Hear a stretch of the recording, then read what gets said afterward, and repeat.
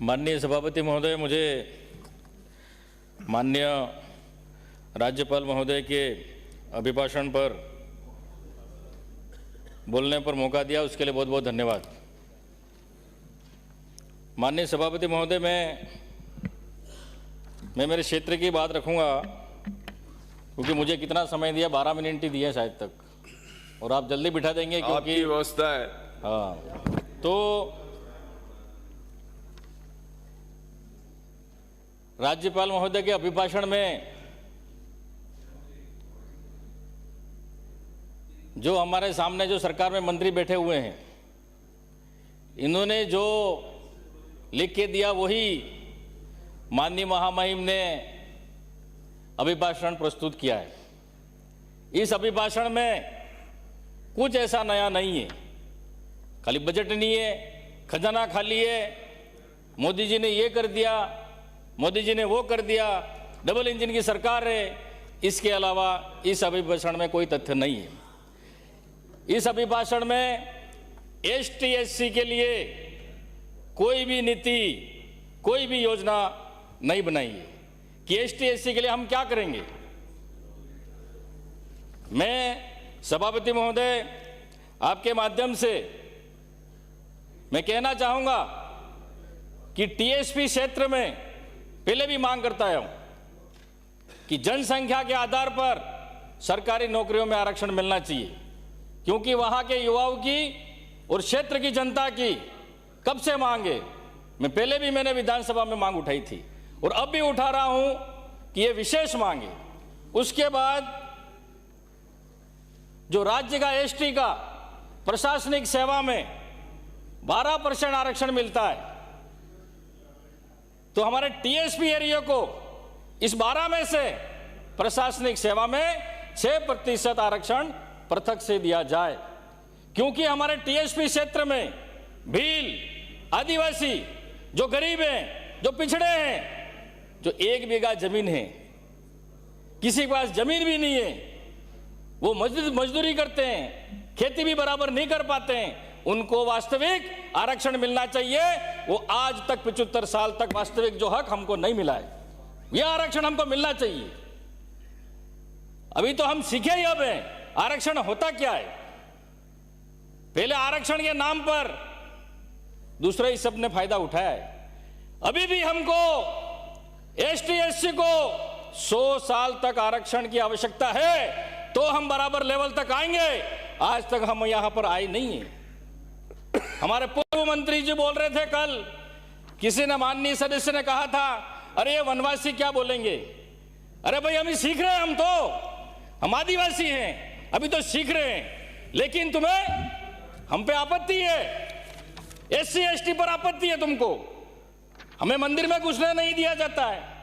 अभी राम मंदिर की बात कर रहे हो आप, वहां पर गोमूत्र छिड़का जाता है, गंगा जल से साफ किया जाता है, और फिर आप कौन सा विकास की बात कर रहे हो, कौन सा विकसित भारत की बात कर रहे हो। आज भी हमारे साथ एसटी एससी के साथ भेदभाव होता रहा है और भेदभाव हो रहा है।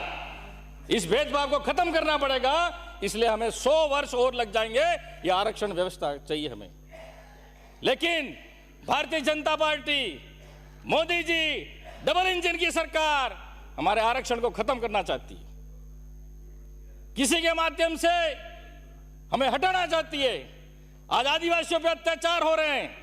कार्तिक भील हत्याकांड हुआ, मध्य प्रदेश में हमारे आदिवासियों पर पेशाब किया जा रहा है। छत्तीसगढ़ में हसदेव जंगल को उजाड़ा जा रहा है, 90,000 वृक्ष उजाड़ दिए, आदिवासियों को वहां से भगाया जा रहा है, आदिवासियों को वहां पे गोली से उड़ाया जा रहा है, और बता रहे हैं जो वहां पर हक किया अगर आवाज उड़ा था आदिवासी, तो उसको नक्सली बताकर उसको गोली मारी जा रही है। क्या ये डबल इंजन की सरकार है? क्या ये मोदी जी की सरकार है? क्या आदिवासी इंसान नहीं है?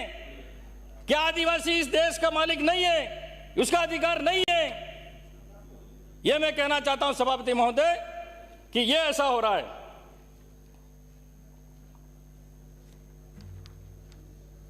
पहले हमारे टीएसपी क्षेत्र में और आज भी कई जगह नाम मात्र के सरपंच हैं, नाम मात्र के प्रधान हैं, और मेरे से पहले भी आए माननीय सदस्य आए विधानसभा में, उनकी डिजायर किसी और के पास रहती थी।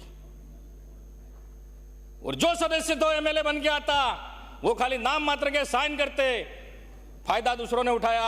आज भी आदिवासियों को फायदा आज तक नहीं मिला है।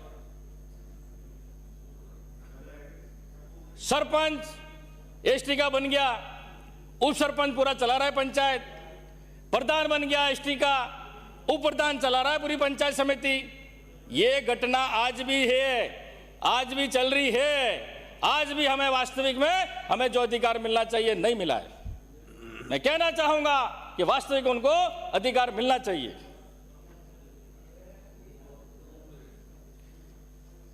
कई वर्षों से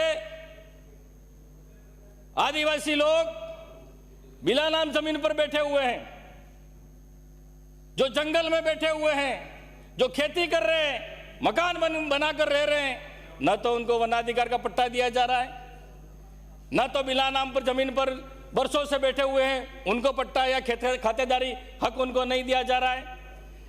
आदिवासी कभी शहर की ओर नहीं गया, लेकिन शहर वाले और गांवों में जा रहे हैं, जंगल उजाड़ रहे हैं, उनको हटा रहे हैं। अगर गरीब है उसके लिए कानून है, नियम है, लेकिन जो पैसे वाला है, जो अमीर है, उसके लिए कोई कानून कोई नियम नहीं है। उसके लिए नदी में भी उसका होटल बन जाएगी, उसके लिए मकान भी अलॉटमेंट हो जाएगा। और जो बरसों से लोग बैठे हुए हैं उनके लिए कोई नियम कानून कायदे नहीं है। तो मैं चाहता हूं सभापति महोदय जी, वास्तविक में जो लोग बैठे हुए हैं बरसों से, उनको खातेदारी हक दिया जाए, उनको वनाधिकार पट्टा दिया जाए। यह नीति आपने नहीं बनाई, यह अभिभाषण में नहीं लिखा कि आदिवासियों के लिए हम ये करेंगे, एससी के लिए ये करेंगे, एसटी के लिए ये करेंगे। खाली बस जो लिख के भेज दिया, बजट नहीं है, ये नहीं है, लेकिन आप क्या करेंगे? आप तो कुछ नहीं करेंगे। लेकिन हमारे पूर्ववर्ती सरकार अशोक गहलोत साहब ने 2 साल कोरोना काल था, फिर भी किसी को भूखा नहीं सोने दिया। कई रोजगार चलाए, निःशुल्क जो भी है, मुख्यमंत्री चिरंजीवी योजना चालू की, 25 लाख का निःशुल्क इलाज मिल रहा था, फ्री में दवाई। ये भी अशोक गहलोत साहब की योजना है, अशोक गहलोत साहब की देन है। वास्तविक में वो अशोक महान सम्राट राजा हुआ करता था और इन्होंने भी ऐसा काम किया है। भले आप ऊपर से मना कर रहे होंगे, लेकिन दिल से तो वास्तविक में कांग्रेस सरकार ने सभी वर्गों का, 36 वर्ग के लिए काम किया था। खाली आपने नाम बदलने का काम किया। मणिपुर की घटना, मोदी जी मौन, भारतीय जनता पार्टी के नेता मौन। क्यों मौन हो भाई? क्यों मौन हो? क्योंकि वहां मणिपुर में वहां पर महिलाओं पर, आदिवासी महिलाओं के साथ बलात्कार किया जा रहा है। क्योंकि वो आदिवासी है इसलिए आवाज आप नहीं उठाओगे। अगर कोई हिंदू होता तो आप आवाज उठाते, क्योंकि वो तो आदिवासी है, इसलिए आप आवाज नहीं उठा रहे हो। उनकी इतनी तकलीफ हो रही है, लेकिन इसके लिए आप एक शब्द बोलने के लिए तैयार नहीं हो। अरे मोदी जी, ये डबल इंजन की सरकार है। क्या मणिपुर भारत का राज्य नहीं है? लेकिन ये इस तरह से जो भारतीय जनता पार्टी की सोच है, वो देश को एकीकरण नहीं, उसको अलग करने का काम कर रहे हैं। अरे जो बैठे नहीं बोले माननीय सभापति महोदय, जो युवाओं की बात कर रहे हैं, जो युवाओं के रोजगार की बात कर रहे हैं, हमारी सरकार ने आप राजीव गांधी बोले माननीय सदस्य। सर मेरे 12 मिनट नहीं आप शांत रहे, बिराजे। आप माननीय सदस्य, आप बिराजे, माननीय सदस्य, आप बिराजे। हाँ, मेरे लिए बजाओ, माननीय सदस्य, आप विषय पर बोले। आप बिराजे, बोल रहा हूं मैं, संक्षिप्त में बोल रहा हूं। और हमें यहां भी दबाया जा रहा है, हमें यहां भी नहीं बोलने दिया जा रहा है। हमारे क्षेत्र की आवाज बोलने हमें यहां भी दबाया जा रहा है। बोलिए। हमारे पिछली सरकार में, गहलोत सरकार ने, समय निकल रहा है, जो आपके दल ने जो समय दिया है वो निकल रहा है, जल्दी बोले। सर हमारे प्रतिपक्ष के नेता बैठे हुए हैं, प्रतिपक्ष के नेता ने आपका समय दिया। आप बिराजे, जल्दी बिराजे। आप राजीव गांधी युवा मित्र जो लगाए थे 5,000, आज ये युवाओं की बात कर रहे हैं, महिलाओं की बात कर रहे हैं। आज युवा वहां पर 20 दिन से भटक रहा है, खाने के लिए रोटी नहीं मिल रही है, नहाने के लिए कपड़े नहीं है, एक ही ड्रेस में आए, सोने के लिए ओढ़ने के लिए बिस्तर नहीं है, महिला बच्चा लेके आई है, लेकिन आपने उनको हटाने का काम किया। वो सरकार की योजनाओं को घर घर तक पहुंचा रहे थे, उनको फायदा दिला रहे थे, बोले केंद्र सरकार की योजना हो, बोले राज्य सरकार की योजना हो। अरे काय के कार्यकर्ता थे वो, तो सभी सरकार की योजना घर घर तक पहुंचा रहे थे। लेकिन आपकी सरकार में पंचायत सहायक जो लगे थे उनको हमारी सरकार ने नहीं हटाया, उनको और नियमित किया। ये है कांग्रेस सरकार, ये दिखती है आपकी सोच, और कांग्रेस की सोच क्या है। आप युवाओं के कितने हितैषी हैं। मैं कहना चाहूंगा,